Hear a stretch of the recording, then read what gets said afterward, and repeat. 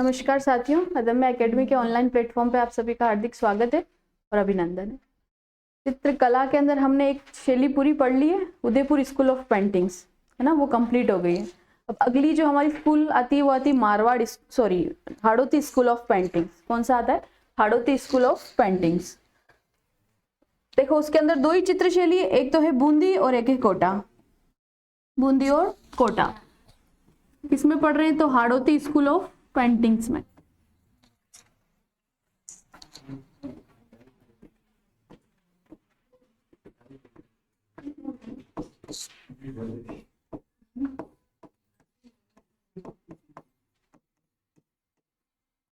Hadoti school of paintings में सबसे पहले आती है बूंदी शैली। मैंने आपको कल 5 बातें बताई थी कि किसी भी शैली के अंदर आपको 5 चीजें याद होनी चाहिए। एक उसका प्रारंभ, एक उसका स्वर्ण काल, एक उसमें प्रयुक्त रंग, एक उसके अंदर चित्रकार और एक उस चित्र शैली की विशेषताएं। तो अगर हम बूंदी शैली का प्रारंभ बताएं तो बूंदी शैली का जो प्रारंभ है वो है सुरजन सिंह हाड़ा का काल। किसका काल है? सुरजन सिंह हाड़ा का काल। सुरजन सिंह हाड़ा का काल। अगर हम स्वर्ण काल की बात करें तो स्वर्ण काल है उम्मेद सिंह का काल। कौन है? उम्मेद सिंह। और अगर उम्मेद सिंह के ही उत्तराधिकारी हुए हैं वो है विनेश सिंह। कौन है? विनेश सिंह। अगर उम्मेद सिंह ऑप्शन में नहीं है तो फिर विनेश सिंह, अगर दोनों ऑप्शन में है तो फिर उम्मेद सिंह। फिर किसको मानोगे आप? उम्मेद सिंह को। तो स्वर्ण काल किसका काल है? उम्मेद सिंह का काल। और उम्मेद सिंह के उत्तराधिकारी हुए हैं विनेश सिंह, उनका काल। अगर दोनों ऑप्शन में आ जाते हैं तो आंसर क्या सही होगा? उम्मेद सिंह। फिर मैं बात करती हूँ कि इस शैली के अंदर प्रयुक्त रंग कौन से हैं। तो इस शैली के अंदर प्रयुक्त जो रंग है वो है सुनहरा। एक रंग है सुनहरा। सुनहरा का मतलब समझ गए? Golden colour. सुनहरा के अलावा एक और कलर है वो है चटकीला। कैसा कलर है? चटकीला या चमकीला कलर। चमकीला पीला। बचपन में तुम्हारे पास कलर्स होंगे, उन कलर्स के अंदर 12 कलर में एक कलर आता था चमकीला कलर, वो कलर। और गोल्डन कलर तो तुम जानते ही हो, सोने के जैसा कलर। कैसा कलर? सोने के जैसा कलर। फिर बात करते हैं कि इसके अंदर प्रयुक्त चित्रकार कौन कौन से? प्रयुक्त चित्रकार। और जो प्रयुक्त चित्रकार हैं उन प्रयुक्त चित्रकार में सबसे पहले आता है आपका श्री कृष्ण। बताओ कौन सा कृष्ण? श्री कृष्ण। श्री कृष्ण के अंदर आता है आपका, और आता है भिखुराज। कौन है? भिखुराज। और कौन आता है? डालूराज। क्या आता है? डालूराज। श्री कृष्ण, भिखुराज, डालू, ये कौन है? इसके प्रयुक्त चित्रकार हैं। श्री कृष्ण, भिखुराज और डालूराज, ये कौन है? इनके प्रयुक्त चित्रकार हैं। ठीक है, तो क्या हो गया? प्रारंभ। प्रारंभ कब से होता है? सुरजन सिंह हाड़ा के काल में। स्वर्ण काल किसका काल है? उम्मेद सिंह का काल है। फिर उम्मेद सिंह नहीं हो ऑप्शन में तो उम्मेद सिंह के उत्तराधिकारी हुए हैं विनेश सिंह। विनेश सिंह वो क्या है? इनके स्वर्ण काल के अंदर आएंगे। दोनों ऑप्शन में होगा तो फिर क्या होगा? उम्मेद सिंह। प्रयुक्त रंग क्या है? सुनहरा या चमकीला। प्रयुक्त चित्रकार कौन कौन है? श्री कृष्ण। श्री कृष्ण के अलावा है भिखुराज। भिखुराज के अलावा है डालूराज। अब देखो ये जो चित्र शैली है, इस चित्र शैली की विशेषताओं में सबसे पहली बात आती है कि ये चित्र शैली पशु पक्षियों पर आधारित चित्र शैली है। किस पर आधारित चित्र शैली है? पशु पक्षियों पर आधारित शैली है। तो सबसे पहली बात क्या लिख सकते हैं कि पशु पक्षियों की शैली पर आधारित है। पशु पक्षियों की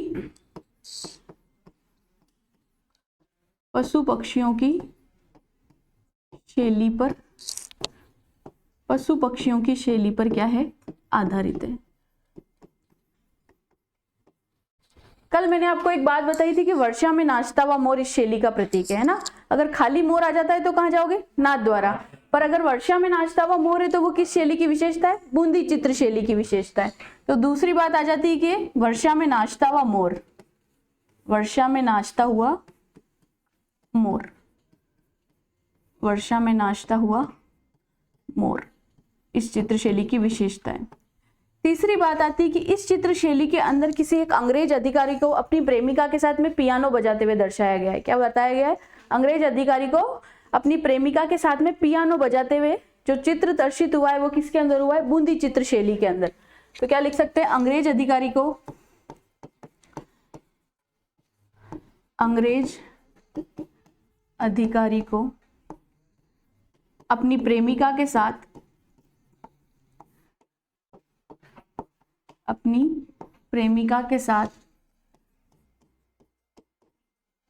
पियानो बजाते हुए चित्रित चित्र है इसके अंदर। यानी कि इस शैली के ऊपर पाश्चात्य संस्कृति का प्रभाव पड़ा है। भाई अंग्रेज अधिकारी का चित्र दर्शित हुआ, इसका मतलब क्या है? पाश्चात्य संस्कृति का प्रभाव पड़ा है। पाश्चात्य संस्कृति क्या है? जिसको हम भोग विलास की संस्कृति कहते हैं। यानी कि जिसके ऊपर हम ऐसी चित्रशैली जिसके ऊपर अंग्रेजों का क्या कर पड़ा है? प्रभाव पड़ा है। तो वो किसके काल में पड़ा है? तो एक राजा हुए हैं, राजा भाव सिंह। कौन हुए? राजा भाव सिंह। तो राजा भाव सिंह के काल में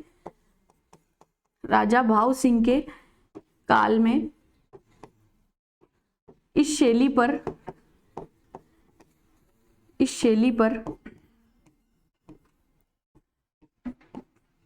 पर पाश्चात्य संस्कृति पर का प्रभाव पड़ा। पाश्चात्य संस्कृति या जिसको हम भोग विलास भी कह सकते हैं। अगर भोग विलास शब्द भी एग्जाम में आ जाता है तो वो भी पाश्चात्य संस्कृति का ही उद्घोषक है। भोग विलास।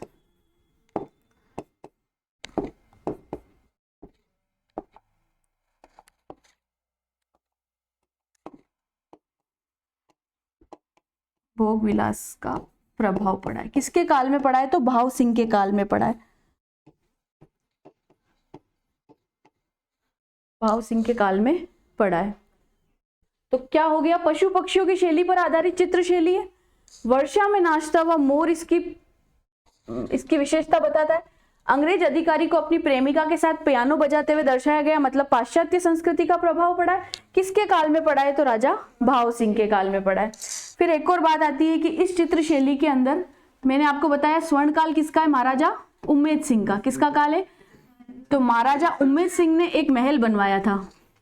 महाराजा उम्मेद सिंह ने एक महल बनाया और उस महल का नाम है चित्रशाला महल। क्या नाम है? चित्रशाला महल। इस चित्रशाला महल को कहा जाता है भित्ति चित्रों का स्वर्ग। क्या कहा जाता है? भित्ति चित्रों का स्वर्ग। भित्ति चित्रों का स्वर्ग कहा जाता है। और इस चित्र के अंदर जो महाराजा उम्मेद सिंह है उसको सुअर का शिकार करते हुए दर्शाया गया। किसका शिकार करते हुए दर्शाया गया? सुअर का शिकार करते हुए दर्शाया गया। पर अगर केवल अलग रूप से पूछ लिया जाता है कि शिकार के ऊपर आधारित शैली है तो वो कौन सी शैली है? कोटा शैली है। पर अगर स्पेशलाइजेशन दिया जाए कि महाराजा उम्मेद सिंह को सुअर का शिकार करते हुए किस चित्र शैली के अंदर दर्शाया गया है तो फिर बूंदी शैली के अंदर। तो महाराजा उम्मेद सिंह ने किस महल का निर्माण कराया? चित्रशाला महल का। कौन सा महल का? चित्रशाला महल का निर्माण कराया, जो कि भित्ति चित्रों के लिए क्या है? निर्माण कराया, जिसे भित्ति चित्रों का स्वर्ग कहा जाता है। जिसे भित्ति चित्रों का स्वर्ग कहा जाता है। भित्ति चित्रों का क्या कहा जाता है? स्वर्ग कहा जाता है। उम्मेद सिंह को सुअर का शिकार करते हुए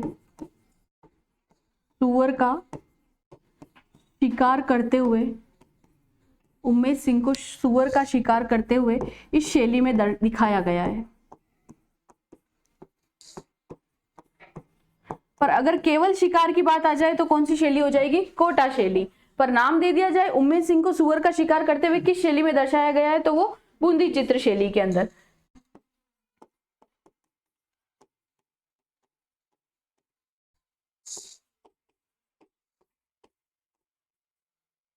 एक और राजा हुए हैं, वो है रतन सिंह हाडा। क्या नाम है? रतन सिंह हाडा। और इन रतन सिंह हाडा को जहांगीर ने सर बुलंद राय की उपाधि दी थी। क्यों दी थी? क्योंकि जहांगीर भी क्या करता था? चित्रकारों को संरक्षण प्रदान करता था। आपने देखा होगा अजमेर के अंदर दौलत बाग है है ना, जिसको हम वर्तमान के अंदर किससे, सुभाष उद्यान के नाम से जानते हैं। तो वो जो दौलत बाग जो बनाया है वो चित्रकार के नाम पे जहांगीर ने बनवाया था। किसने बनाया था? जहांगीर ने बनाया था, और चित्रकार के नाम पे बनाया था। चित्रकार कौन था? दौलत खान। चित्रकार कौन था? दौलत खान। तो इसी कारण से यहाँ पर भी एक राजा हुए, उनका नाम है रतन सिंह हाड़ा, और उन रतन सिंह हाड़ा भी जो है वो चित्रकारों को क्या देते थे? संरक्षण। इस कारण से उनको सर बुलंद राय की क्या दी गई? उपाधि दी गई। और किसके द्वारा दी गई? तो जहांगीर के द्वारा। तो रतन सिंह हाड़ा को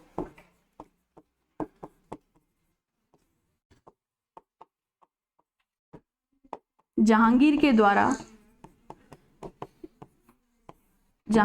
द्वारा सर बुलंद राय की उपाधि दी गई। सर बुलंद राय की उपाधि दी गई। सर बुलंद राय की क्या दी गई? उपाधि दी गई। सर बुलंद राय की उपाधि दी गई।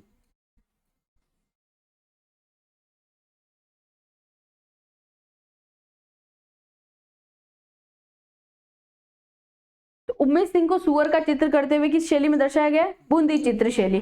केवल शिकार की बात की जाएगी तो फिर आप कहां जाओगे? कोटा। अगर केवल मोर की बात की जाएगी तो नाथ द्वारा। वर्षा में नाचते हुए मोर की बात की जाएगी तो बूंदी।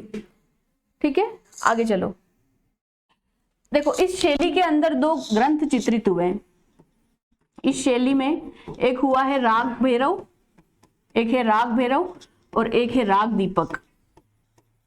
राग भैरव और राग दीपक। राग भैरव और राग दीपक, दो चित्र चित्रित हुए हैं। दो चित्र क्या हुए हैं? चित्रित हुए हैं। ये जो राग भैरव है ये वर्तमान के अंदर इलाहाबाद का नया नाम, इलाहाबाद प्रयागराज में क्या है? संरक्षित है। इलाहाबाद प्रयागराज में संरक्षित है। और जो ये राग दीपक है ये बताओ कहां पर है? तो ये राग दीपक जो है वो बनारस के अंदर। कहां पर? बनारस संग्रहालय में सुरक्षित। संग्रहालय।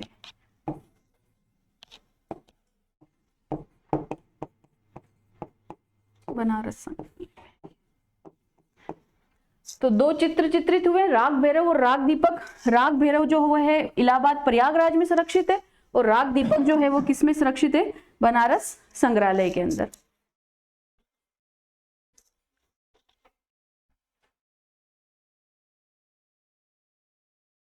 चले आगे।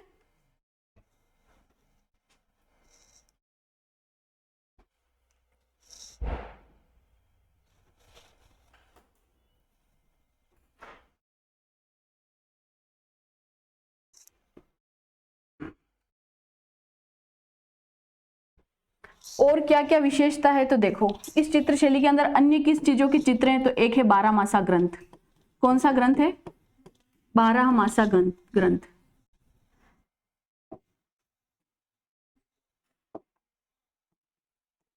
बारहमासा ग्रंथ यानी 12 ही महीने की समय सारणी या जितनी भी तारीखें वो इस ग्रंथ के अंदर है। बारहमासा ग्रंथ के अलावा है अंतःपुर। क्या है? अंतःपुर। अंतःपुर के अलावा है आपका खजूर के पेड़। किसके पेड़? खजूर के पेड़। खजूर के पेड़। एक आप बोलोगे कि आम के पत्ते के समान आंखें। किसके समान? आम के पत्ते के समान आंखें। अगर मृगनयनी आंखें आ जाए तो भी इसी शैली के अंदर है। कौन सी आंखें? मृगनयनी आंखें। मृगनयनी आंखें। तो बारहमासा ग्रंथ, अंतःपुर, खजूर के पेड़, आम के पत्ते के समान आंखें या फिर मृगनयनी आंखें। अगर इस तरह की विशेषता भी दी जाए तो वो किसके अंदर होगी? बूंदी चित्र शैली के अंदर होगी। किसमें होगी? बूंदी चित्र शैली में। लिख लिया? एक बार पीछे चलते वापस बता देती हूँ मैं।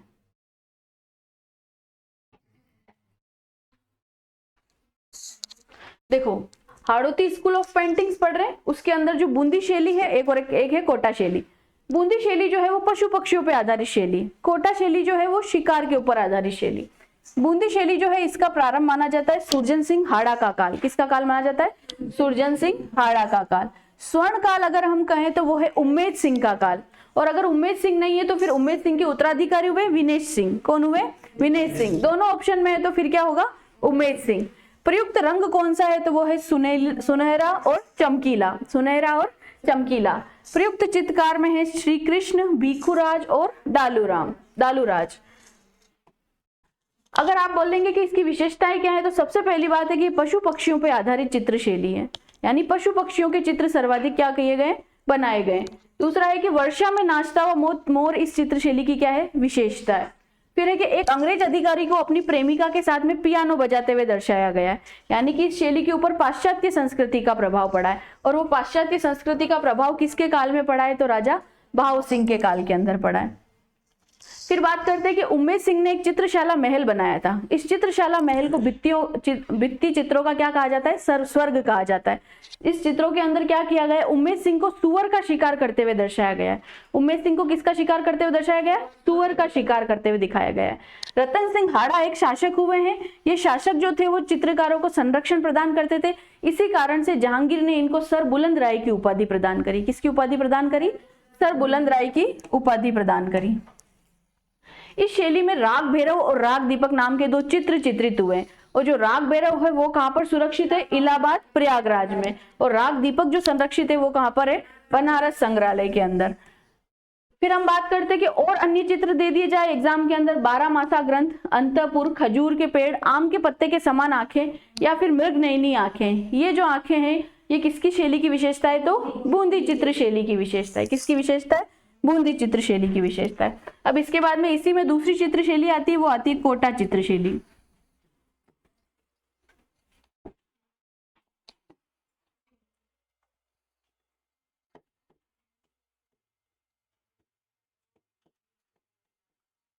कोटा चित्र शैली।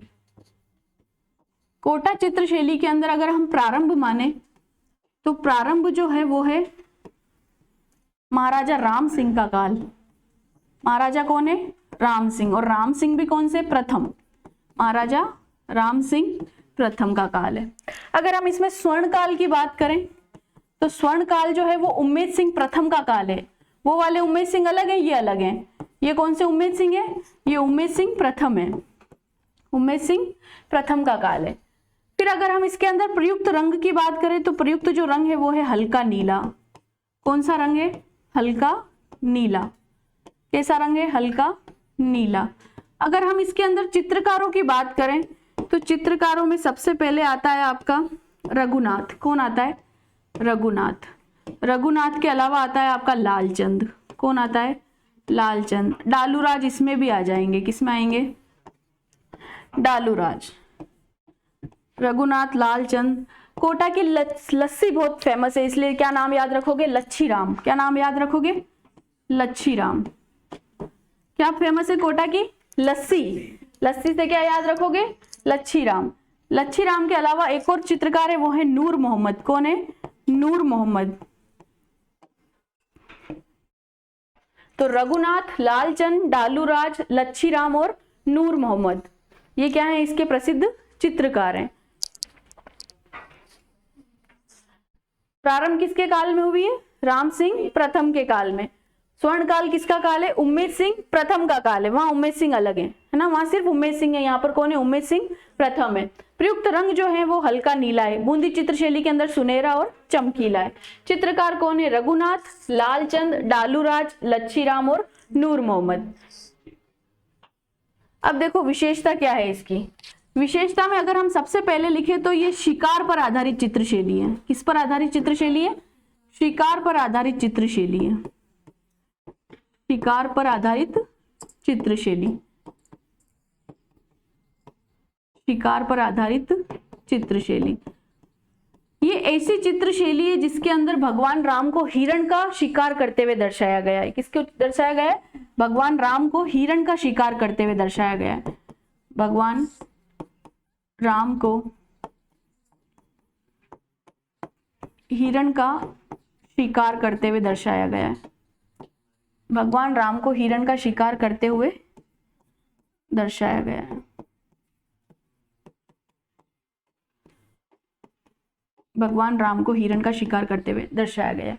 एक और बात है कि इस चित्र शैली के अंदर महिलाओं को शिकार करते हुए दर्शाया गया है। एक बार एग्जाम के अंदर प्रश्न आया कि महिलाओं के हाथ में तीर कमान, सुनना, महिलाओं के हाथ में तीर कमान किस चित्र शैली की विशेषता है? कोटा शैली। ये तो हमें अभी पता चल रहा है, पर हम वहां क्या होता है कि हमारा कॉमन सेंस भूल जाते हैं। हमें सिर्फ ये याद रहता है कि महिलाओं को शिकार करते हुए किस चित्र शैली के अंदर दर्शाया गया? कोटा शैली के अंदर। पर तीर कमान कब हाथ में होंगे? जब वो शिकार करेंगे। कि कब हाथ में होंगे? शिकार करेंगे। तो महिलाओं के हाथ में तीर कमान और महिलाओं को शिकार करते हुए जिस किसी शैली के अंदर दर्शाया गया है तो वो कौन सी शैली है? कोटा शैली है। पर जब भी हम महिला की सुंदरता की बात करते हैं तो महिला की सुंदरता में हमेशा किशनगढ़ शैली प्रयोग में आती है ना। किशनगढ़ शैली 99% किशनगढ़ शैली। कुछ एक ऐसे अपवाद है जिसके अंदर जयपुर शैली है और एक और है जिसके अंदर बीकानेर शैली है। पर बाकी जो शैलियां हैं उन सब के अंदर मैंने आपको शिकार करते हुए अगर दृश्य आ जाए महिला के तो वो कौन सी चित्र शैली होगी? कोटा चित्र शैली। तो महिला को शिकार करते हुए इस चित्र शैली में दर्शाया गया है। महिला को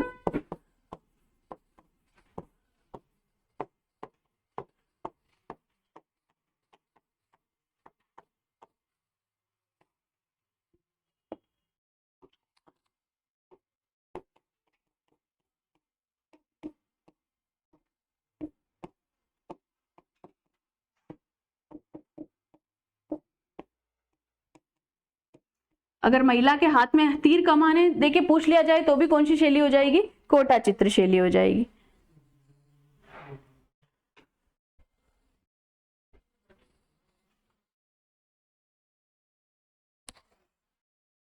चले आगे, लिख लिया। और देखो और क्या विशेषता है। राजा लोग वैसे ज्यादातर किसका शिकार करते थे? शेर का। शेर, बतख, खरगोश, शेर, बतख, खरगोश, और क्या है? खरगोश के अलावा शेर, बतख, खरगोश, हिरण, शेर, बतख, खरगोश और खजूर का पेड़। खजूर का पेड़ देखो बूंदी शैली के अंदर भी और इसमें भी है। और किसका पेड़? खजूर का पेड़। खजूर का पेड़ इसकी प्रमुख विशेषता हो गई। हाँ, ये विशेषता है। अगर सवाल आ जाता है शेर, बतख, खरगोश, हिरण और खजूर का पेड़ किस चित्र शैली की विशेषता है तो फिर आप क्या रखोगे? कोटा चित्र शैली। इसी तरह से अगर आपको चित्रकारों के नाम दे दिए जाते हैं एक ग्रुप के अंदर, है ना, रघुनाथ, लालचंद, नूर मोहम्मद, लच्छी राम, ये किस शैली के चित्रकार हैं तो फिर किसके चित्रकार हैं? कोटा के चित्रकार हैं। ऐसा ही सवाल आते हैं आजकल, या तो कूट मिलान वाले या फिर आपके आएंगे सीधा एक पूरा नाम का समुच्चय दे दिया जाएगा और उस समुच्चय के साथ में उस शैली की क्या पूछी जाएगी कि ये कौन सी शैली से क्या रखते हैं? संबंध रखते हैं। तो यहाँ पर हाड़ौती स्कूल ऑफ पेंटिंग्स क्या होता है? कंप्लीट होता है। उसके अंदर क्या है? कोटा और बूंदी, दो ही क्षेत्र हैं। अब हमारे पास में आता है मारवाड़ स्कूल ऑफ पेंटिंग्स। क्या आता है?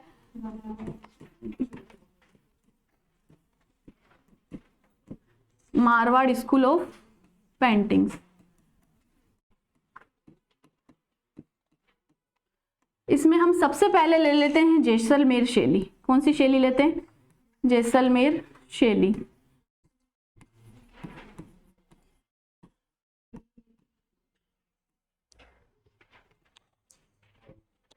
अगर इसका प्रारंभ माना जाए तो प्रारंभ जो है वो है अखेराज भाटी का काल। किसका काल है?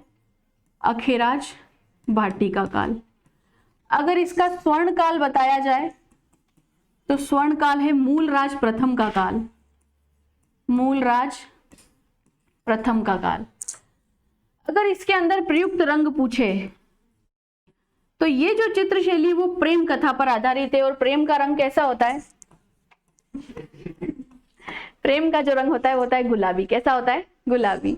तुमने गाना तो सुन लिया होगा, इश्क का रंग सफेद पिया, पर प्रेम का रंग कैसा होता है? गुलाबी। सफेद रंग भी आएगा पर वो किसके अंदर आएगा? किशनगढ़ शैली के अंदर। वहां तुम कौन सा गाना याद रखोगे? इश्क का रंग सफेद पिया। पर यहाँ क्या याद रखोगे? गुलाबी। प्रेम का रंग कैसा होता है? गुलाबी। सब कुछ गुलाबी नजर आता है, ठीक है। कैसा नजर आता है? सब कुछ गुलाबी नजर आता है। ये जो चित्र शैली है वो महेंद्र और मूमल की प्रेम कथा पर आधारित है। यह चित्र शैली किस पर आधारित है? महेंद्र और मूमल की प्रेम कथा पर आधारित है। महेंद्र व मूमल की प्रेम कथा पर आधारित है। महेंद्र और मूमल की प्रेम कथा पता है तुमको? महेंद्र और मूमल की प्रेम कथा पर आधारित है। अभी बताएंगे, वापस से बतानी पड़ेगी। ये जो चित्र शैली है वो महेंद्र और मूमल की किस पर आधारित है? प्रेम कथा पर आधारित है। अगर महेंद्र और मूमल की प्रेम कथा को लिखने का काम बताया जाएगी, प्रेम कथा किसने बताई है? तो प्रेम कथा बताई है मीनाक्षी स्वामी ने।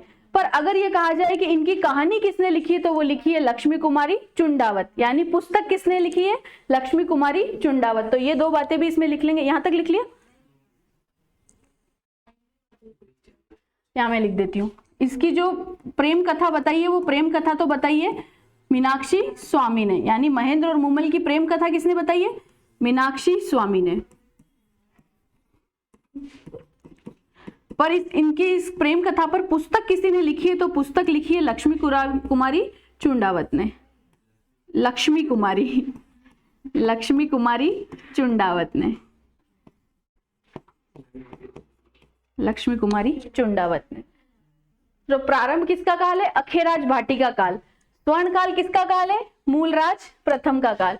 प्रयुक्त रंग जो है वो है गुलाबी। प्रयुक्त रंग कैसा है? गुलाबी, क्योंकि प्रेम में सब कैसा दिखता है? गुलाबी दिखता है ना। और चित्र शैली जो है वो महेंद्र और मूमल की प्रेम कथा पर आधारित है। अगर महेंद्र और मूमल की प्रेम कथा को किसने लिखा है? तो किसने लिखा है? मीनाक्षी स्वामी ने। पुस्तक किसने लिखी है? तो लक्ष्मी कुमारी चुंडावत। अब मैं तुमको महेंद्र और मूमल की एक बार प्रेम कथा बता देती हूँ। एक तरफ है महेंद्र और एक तरफ है मूमल।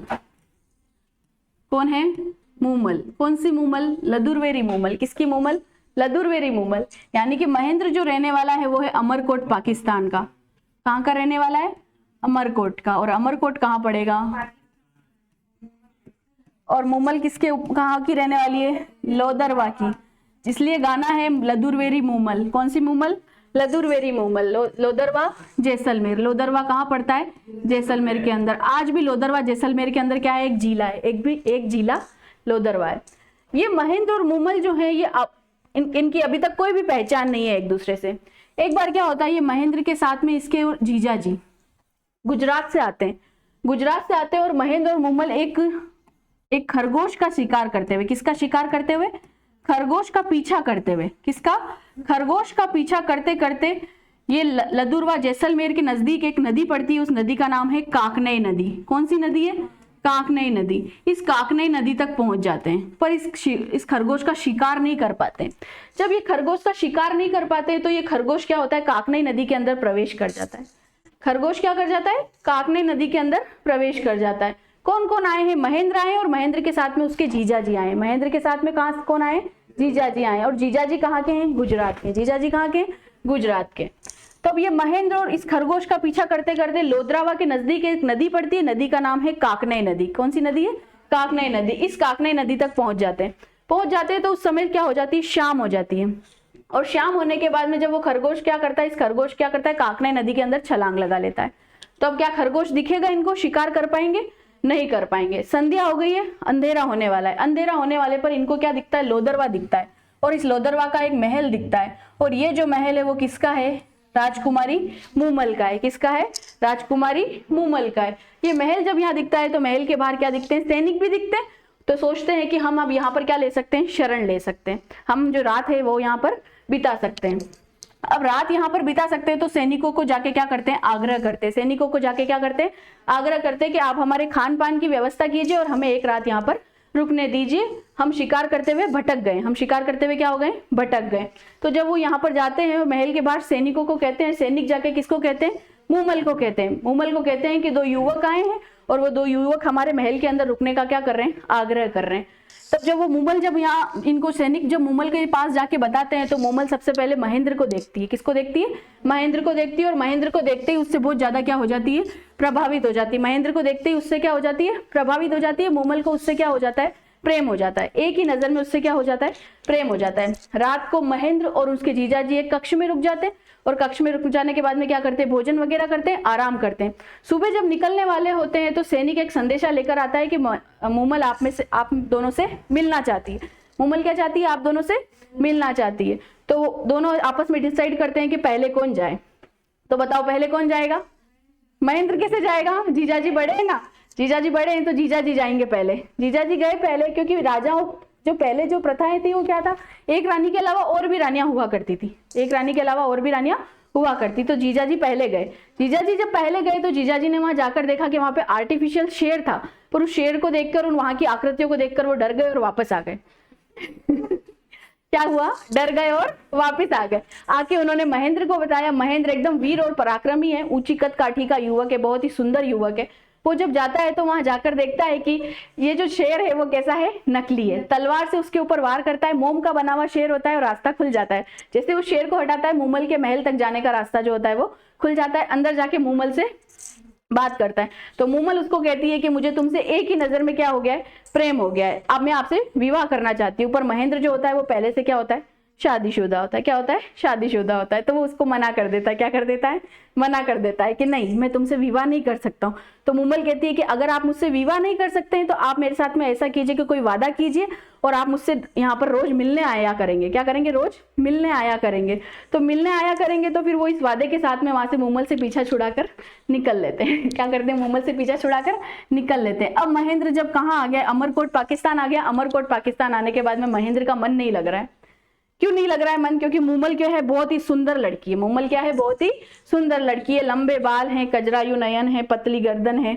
इस कारण से मूमल उसकी आंखों में क्या है, बस गई है। मूमल महेंद्र की आंखों में बस गई है। तो महेंद्र कहाँ आ गए, अमरकोट आ गए। पर अमरकोट आने के बाद में उनका मन नहीं लग रहा है। अब बताओ, पहले के जमाने में स्कॉर्पियो फॉर्च्यूनर तो होती नहीं थी कि वो यहाँ से अमरकोट से सीधा रोज लोदरवा चला जाए। जा सकता है क्या, नहीं जा सकता है। तो महेंद्र किसके पास जाएगा, ऊँटों के रायका के पास जाएगा। कहाँ जाएगा, ऊँटों के रायका के पास। और ऊँटों के रायका के पास में जाकर कहता है कि मुझे एक क्या दे दो, ऊँट दे दो। तो जो ऊँटों के रायका जो उस महेंद्र को ऊँट प्रोवाइड कराते हैं, उस ऊँट का नाम है चीतल। क्या नाम है, चीतल।